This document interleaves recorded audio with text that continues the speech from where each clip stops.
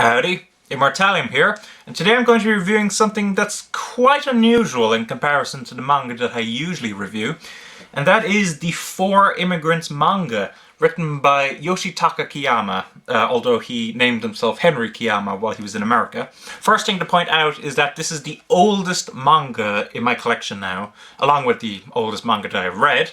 This was published between 1904 to 1924, which is kind of crazy when you think about it, because that means certain stories in this are actually more than a century old, which is, pretty crazy to me.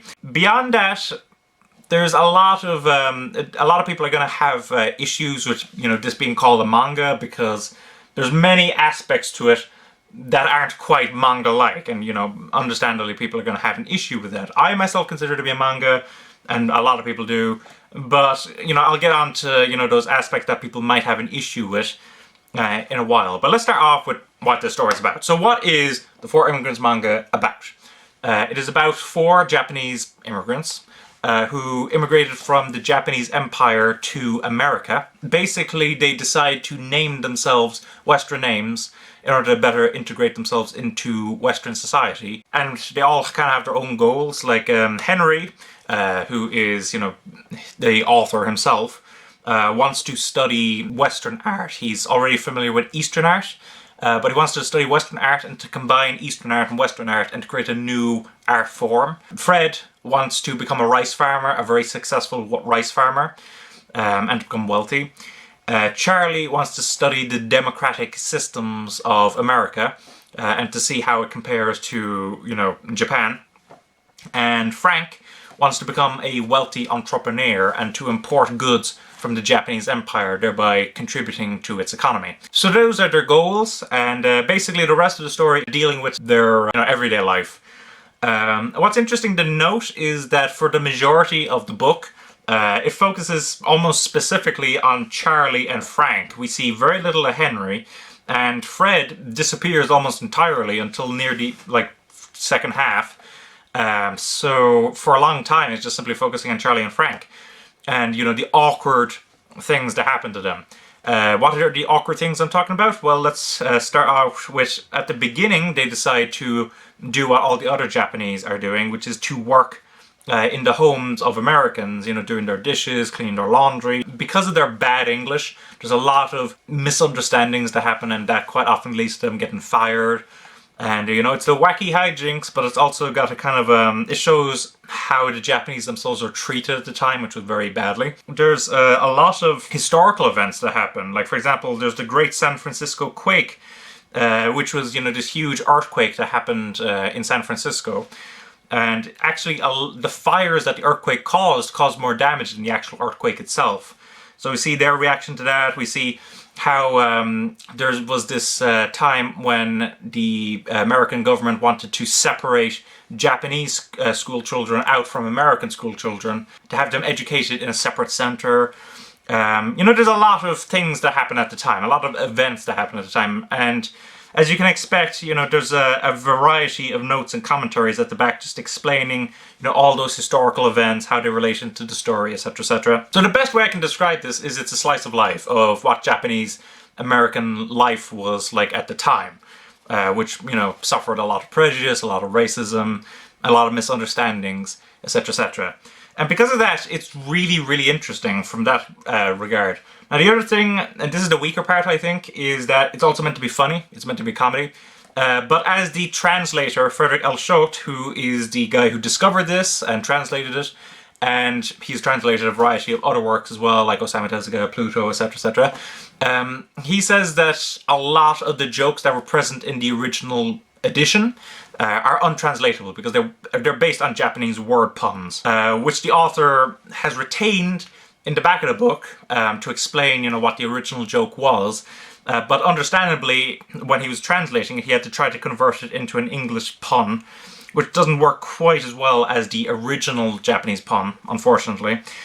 So, in general, I found this to be a more interesting slice of life work than a comedic work. There were a few chuckles here and there, but in general I found the actual historical situations that they were in, the way that they were treated, the prejudices at the time, to be far more interesting than the humor, which a lot of it did not translate very well. So overall, I enjoyed it. I thought it was very interesting, but you know, I didn't love it as much as I would have if I could have understood Japanese and I read a Japanese edition copy of this. In regards to the artwork itself, the artwork is very different. For one, it's completely uninfluenced from Osamu Tezuka, who would not begin writing manga until the 40s. So it's got a far more American comic look, and if I may show you a couple of examples of that, this is the general kind of art style.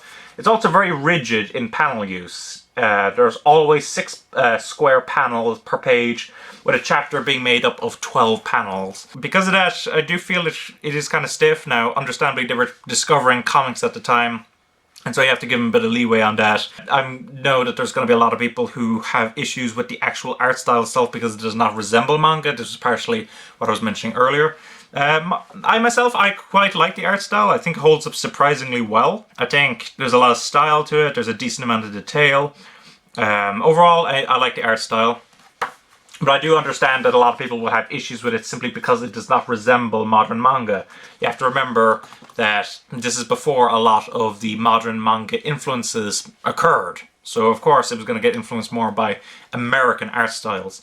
Now, in regards to the presentation of the book, as usual, I'll start off with the trim size, which is quite large. If I take out my trusty Yatsuba, you will see that it is approximately this much bigger than the actual standard tankobon release, which is considerably larger. Now, that isn't, like, the art style itself has a decent amount of details, and so the larger trim size does contribute to that, but it isn't exceptionally detailed. So while the larger trim size is beneficial, I wouldn't say that it benefits it in the same extent as certain other manga series. In regards to extras, there's a lot of extras in this. First of all, I guess I should point out the actual manga itself is only about 104 pages long. In fact, it's exactly 104 pages long. There are 52 chapters, one for each week of the year. It was meant to be serialized originally in a newspaper, but didn't end up doing so. Each chapter being only 2 pages long in the format that I explained previously. But beyond that, we also have an introduction, I should say, to the manga written by the translator Frederick Olschot, explaining, you know, like what it was like at the time, who Henry Kiyama was, what it was like, you know, having to research into Henry Kiyama, because he realized when he began translating this, or even before he started translating it, when he was just kind of reading it himself, that in order to translate into English, he'd have to know the character, the author himself, on a much more personal basis. So we get to hear how he went to Japan and, you know, visited the family and, you know, learn more about the man himself, etc., etc. So lots of interesting information there.